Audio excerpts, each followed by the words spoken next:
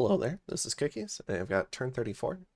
Coming back to re-record this one too. The audio problems keep continuing. Um, Not sure how many of these I'll be able to re-record before I head out on a trip. So that might affect uploads for about a week, but we'll see. But in this turn, let's see, we contact 4 gen, awaken 2 gen blocks. The Summoning the gen was to take advantage of this worldwide event. I think we forgot to look at where Ballin cast Mother Oak. It was probably noticeable, but we'll go point it out specifically because it is a little funny to me. And then we've got 3 small battles this turn.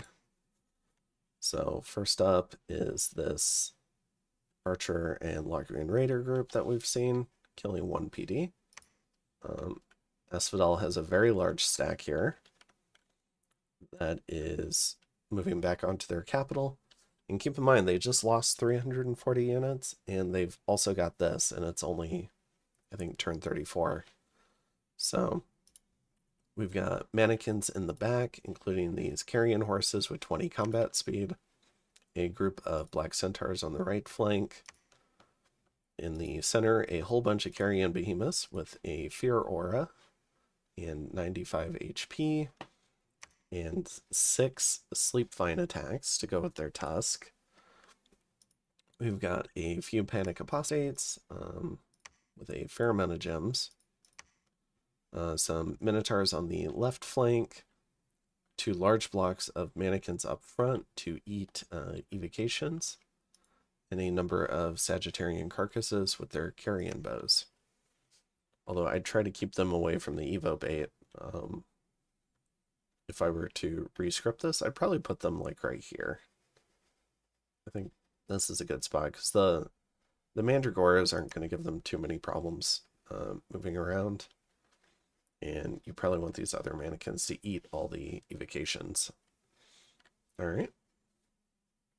But we'll see this army in battle pretty soon, presumably. They're going to try to retake their capital, and we'll see how all that scripting works out. Now, in terms of Mother Oak got cast in Hubberton, so ballin' be ballin'. He's cast Mother Oak without a fort in a lab in Bandarlog's cap circle. So, and Bandarlog has a pretty significant force here. It's about 200 units. So these guys probably need to come back. These guys probably need to move to Hubberton. And then I'd probably PD dump Hubberton as well. And he's also building a fort here. So there's a lot of infrastructure happening here. There's a global tied up here. We need to probably see a lot more Abyssian troops here.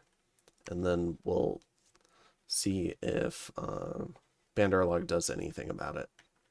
So we could have a big fight in Hubberton, and we'll almost assuredly have Asphodel trying to storm their capital next turn.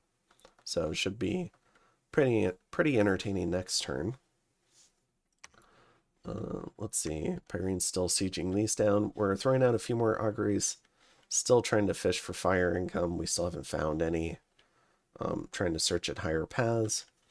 I figure out later that I honestly should just not be doing augury. I think I haven't rolled a Fire Form Malika, but if I roll a Fire Form Malika, I don't think there's any sites that go above that. And Fire 3 honestly probably catches everything. Just about. So if I have like this guy out and this lady and maybe these 2 out manually site searching, they should cover for it. But I've got different plans in store for the Malika. So at this point, I had done the Veil Army testing that I'd wanted to do. I'd remembered that Veil Army was on the Malika as a tag. And so we're moving the Malika to cover for the blood hunting.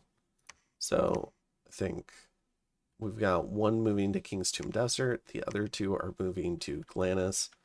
And now we'll be able to assemble patrol chaff here. to be able to patrol for blood hunting, because now we've got 2 blood hunters. We've got our 2 blood 2s. This one's effectively a blood 3 now with the dowsing rod. I'm going to go ahead and make another dowsing rod. This lady's searching for blood 1 just to see. You never know what you might find. And I think that's the biggest development this turn is we're really going to start kicking the blood economy up now that we've done our testing. And I've got a separate video. It might be a little dated, so I might have to re-record that one too. But we'll see. Kind of showing off all the different interactions for how Veil Army, Stealth, Glamour, Unseen, and I think some other stuff interacts with each other. Because there's some interesting interactions there, and the Ma has a lot of the different combinations of those traits. It's not standard across the board. So for instance, this guy is Unseen and has Glamour and Stealth, but Malika does not have Unseen. She has Glamour and Veil Army and Stealth. And then a Hermit Sahir just has Stealth. I think some of the other summons, Gula might be a little different. I think they have just Stealth. And let's say Caribs have just Stealth. Yeah, I think the summons really also kind of mess with it. So I'll have to pull up some of them. For instance, I think Shaitan have Stealth and Glamour. But I think there's also some that have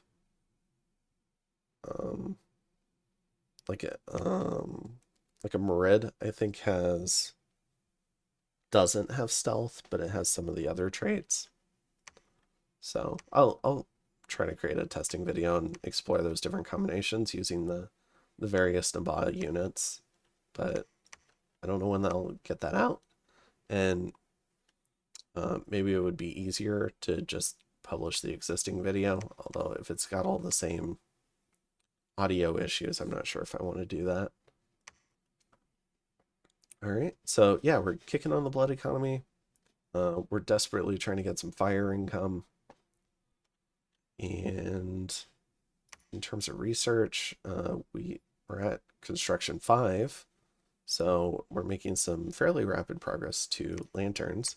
So that's another goal of ours. And generally we're trying to scale. So I think that's it for this one. And I'll go ahead and see you in turn 35. Have a good one. Later.